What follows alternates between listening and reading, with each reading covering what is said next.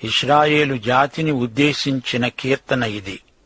ఈ కీర్తనలో దేవుని శిక్ష, విమోచన ఈ రెండూ ప్రస్తావించబడ్డాయి. 42 కీర్తన నుండి 72 కీర్తన వరకు కీర్తనల గ్రంథమందలి నిర్గమకాండ విభాగం బైబిలులోని పంచగ్రంథాల క్రమంలో కీర్తనల గ్రంథాన్ని విభజించారు. 41 కీర్తనతో ఆదికాండం విభాగం ముగిసింది. నిర్గమకాండంలో దేవుని ప్రజలు వాగ్దత్త భూమికి దూరంగా తిరుగాడారు. పరాయి రాజు కింద దాస్యం చేశారు. దేవుడు వారి మొర విన్నాడు. తన నిబంధనను జ్ఞాపకం చేసుకున్నాడు. దేవుడు వారిని ఈజిప్టు నుండి విడుదల చేశాడు. అలాగే 48 కీర్తన వరకు ఇవే తలంపులు వ్యక్తం చేయబడినాయి. అయితే ఈ కీర్తనలు భవిష్యత్తులో ఇశ్రాయేలు జాతికి సంభవించబోయే పరిస్థితులను ప్రవచిస్తున్నాయి. దేవుని ప్రజల స్థితిగతులు అచ్చం నిర్గమకాండంలోని అనుభవాలను పోలి ఉన్నాయి. కీర్తనల గ్రంథంలోని ఈ 2 విభాగాల్లో దేవుని పేర్లు ఎలా పరిచయం చేయబడ్డాయో గుర్తించండి. మొదటి విభాగంలో అనగా 41 కీర్తన వరకు యెహోవా అనే నామం 272 సార్లు వస్తుంది. ఎలోహిం అనే పేరు 15 సార్లే వస్తుంది. రెండో విభాగంలో అనగా 42 నుండి 72 కీర్తన వరకు ఎలోహిం అనే పేరు 164 సార్లు వస్తుంది. యెహోవా అనే పేరు 30 సార్లు మాత్రమే వస్తుంది. ఎందుకని? ఈ 2 పేర్లు ఎలోహిం, యెహోవా అనే ఈ 2 నామములకు విశేషార్థాలున్నాయి. ఎలోహిం అనే పేరులో దేవుని మహాశక్తి, సంపూర్ణత వ్యక్తమవుతుంది. యెహోవా అనే నామధేయం విమోచనను సూచిస్తుంది. యెహోవా ఇశ్రాయేలును కాపాడే దేవుడు. ఈ 2వ భాగంలో దావీదు రాసిన కీర్తనలు 19 మాత్రమే ఉన్నాయి. 7 కీర్తనలు కోరహు కుమారులు రాసినవి. వీరు లేవీయ కుటుంబాలకు చెందినవారు. ఈ విభాగంలోని కీర్తనలన్నీ ఇశ్రాయేలు భవిష్యత్తును గురించిన ప్రవచనాలే. 42 నుండి 44 కీర్తన వరకు ఈజిప్టు ఫరో కింద ఇశ్రాయేలు అనుభవించిన దాస్యం పేర్కొనబడింది. 43 కీర్తనలో అంత్యక్రీస్తు ప్రస్తావన ఉంది. శత్రువుల ఒత్తిడి వల్ల ఇశ్రాయేలు అణగారిపోయి విలపిస్తున్నారు. దేవుడు వారికి విమోచన ప్రసాదిస్తాడు. 45 కీర్తన 1000 ఏండ్ల పరిపాలనను చూపుతుంది. యేసుక్రీస్తు వస్తాడు, వచ్చి రాజ్యం స్థాపిస్తాడు. ఈ కీర్తనల్లో ప్రాతిపదికంగా ఇశ్రాయేలు జాతిని ఉద్దేశించిన ప్రవచనాలు సమృద్ధిగా ఉన్నాయి. మహాశ్రమలు ఆ జాతికి ప్రాప్తిస్తాయి. అయితే ఒక మాట, ఈ కీర్తనల్లోని అనేక సత్యాలను మనం వ్యక్తిగతంగా అన్వయించుకోవచ్చు. అయితే ఇశ్రాయేలును గురించిన ప్రవచనాలను మనం నిర్లక్ష్యం చేయకూడదు. ఇశ్రాయేలు జాతి అన్నప్పుడు అది అందరూ ఇశ్రాయేలీయులకు వర్తించదు. అలాగే సంఘము అన్నప్పుడు అందులో ఉన్న రకరకాల ప్రజలకు అది అన్వయించదు. యేసుతో వ్యక్తిగత సంబంధ సహవాసాలు కొనసాగించేవారికే సంఘ వాగ్దానాలు అన్వయిస్తాయి. ఈ దృశ్య సంఘంలో అదృశ్య సంఘం ఉందని మనం గ్రహించాలి. ఇశ్రాయేలు శేషిత జనాంగానికే ఈ ప్రవచనాలు అన్వయిస్తాయి. సరే, ఇప్పుడు కీర్తనల గ్రంథంలోని నిర్గమకాండ విభాగంలో మనం ప్రవేశిస్తున్నాము. 42 కీర్తన ఇశ్రాయేలు శేషిత జనాంగం చేసే ఆక్రందన ఇందులో వినిపిస్తున్నది. నిర్గమకాండం 12వ అధ్యాయం ఈ సందర్భంలో జ్ఞాపకం చేసుకోవాలి. ఈజిప్టు దేశంలో దేవుడు తన ప్రజలకు అనుగ్రహించిన విడుదల చిరస్మరణీయం. విశ్వాసుల ఇంటి ద్వారబంధాలకు రక్తము రాసి ఉంటే ఆ ఇంటికి క్షేమం. అది పస్కా అనుభవం. అది రక్త విమోచన. ఆ తరువాత ఎర్ర సముద్రము దాటిన అనుభవం. మొదటిది రక్తం, రెండోది దేవుని శక్తి. ఈ కీర్తన కూడా మాస్కెల్ కీర్తన అనగా ప్రబోధ గీతం. కోరహు కుమారులు రాసినది. కోరహు ఎవరు?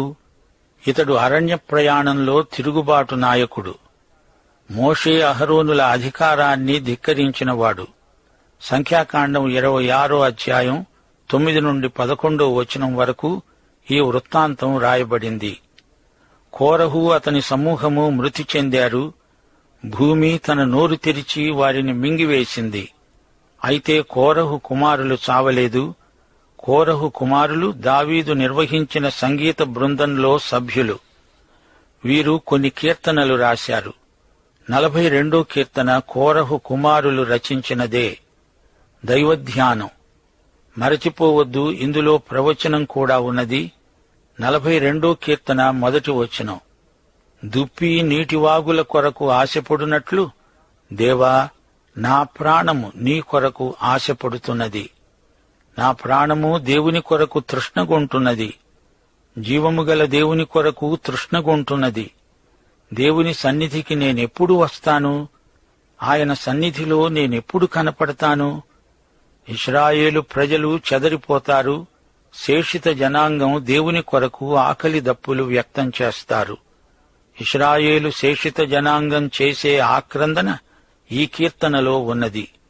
విశేషించి దేవుని ప్రజలందరూ యేసు ప్రభువు కొరకు అదే ఆశను, తృష్ణను, ఆకలి దప్పులను వ్యక్తం చేస్తున్నారు. దావీదు కూడా ఇదే కీర్తనను ఎన్నోసార్లు పాడుకొని ఉండవచ్చు.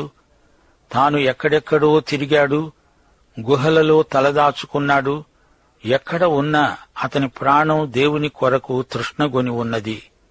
దుప్పి నీటివాగుల కోసమై ఎంతో ఆశపడుతుంది.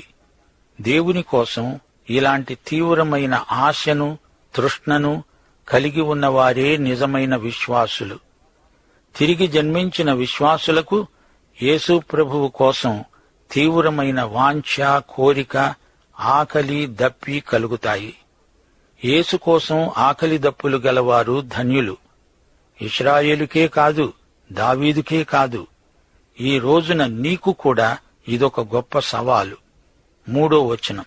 నీ దేవుడు ఏమయ్యాడు అని వారు నిత్యము నాతో అంటూ ఉంటే, రాత్రింబవళ్ళు నా కన్నీళ్లు నాకు అన్నపానములయ్యాయి. ఈజిప్టులో ఉండగా ఇశ్రాయేలీయులు ఎంతో ఏడ్చారు. ఇక ముందు కూడా అలానే ఏడుస్తారు. మహాశ్రమల కాలంలో ఇదే ప్రశ్న ఎదురవుతుంది. నీ దేవుడు ఏమయ్యాడు? మెస్సియా ఎప్పుడు వస్తాడు? జనసమూహముతో, పండుగ చేస్తున్న సమూహముతో నేను వెళ్లిన సంగతిని, సంతోషము కలిగి స్తోత్రములు చెల్లిస్తూ నేను దేవుని మందిరానికి వారిని నడిపించిన సంగతి జ్ఞాపకం చేసుకుంటూ ఉంటే, నా ప్రాణము నాలో కరిగిపోతున్నది. నా ప్రాణమా, నా జీవమా, నా మనసా, నీవెందుకే కుంగిపోయి ఉన్నావు? నాలో నీవు ఎందుకు ఇలా తొందరపడుతున్నావు? దేవుని యందు నిరీక్షణ, ఆశాభావం నీకుండాలి. ఆయనే నా రక్షణకర్త అని, నా దేవుడని చెప్పుకుంటూ ఇంకా నేను ఆయనను స్తుతిస్తాను. ఈ విధంగా దావీదు తనను తాను ధైర్యపరుచుకుంటున్నాడు. 6-7 వచనాలు. నా దేవా, నా ప్రాణము నాలో కృంగి ఉన్నది. కావున యొర్దాను ప్రదేశము నుండి, హెర్మోను పర్వతము నుండి, మెసారు కొండ నుండి నేను నిన్ను జ్ఞాపకం చేసుకుంటున్నాను. నీ జలప్రవాహధారల ధ్వని విని కరడు అనగా అలలను పిలుస్తున్నది. నీ అలలన్నీ, నీ తరంగములన్నీ నా మీదుగా పొర్లిపారి ఉన్నాయి. శ్రోతలు, ఈ ప్రార్థన యోనా చేసిన ప్రార్థనలాగా ధ్వనించటం లేదు. యోనా గ్రంథం 2వ అధ్యాయం 3వ వచనం. నీవు నన్ను అగాధమైన సముద్ర గర్భములో పడవేసి ఉన్నావు. ప్రవాహములు నన్ను చుట్టుకొని ఉన్నాయి. నీ తరంగములు, నీ కరుళ్ళు అనగా అలలు నన్ను కప్పి ఉన్నాయి. యోనా మృత్యుగర్భంలోకి వెళ్లిపోయాడు.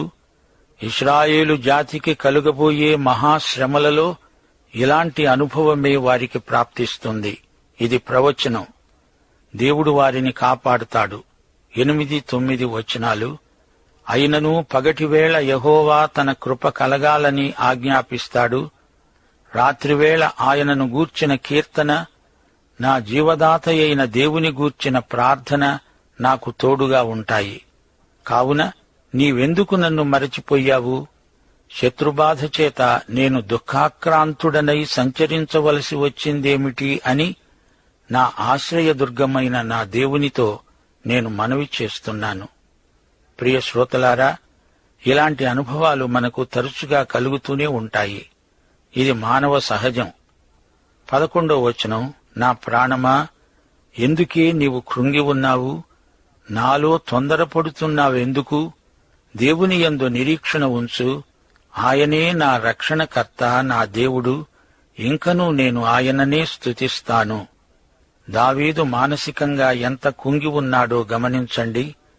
అలాగే ఇశ్రాయేలు శేషిత జనాంగము అదే పరిస్థితిలో ఆత్మ పరీక్షకు ఉపక్రమిస్తారు.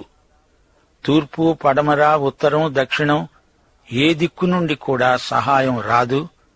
భూమి ఆకాశాలను సృజించిన యెహోవా వలననే సహాయము కలుగుతుంది. ఈ సత్యాన్ని వారు గ్రహిస్తారు. 43వ కీర్తన దీనికి కొనసాగింపు. దేవా, నాకు న్యాయం తీర్చు. భక్తి లేని జనముతో నా పక్షమున వ్యాజ్యమాడు. కపటము కలిగి దౌర్జన్యము చేసే వారి చేతిలో నుండి నీవు నన్ను విడిపిస్తావు.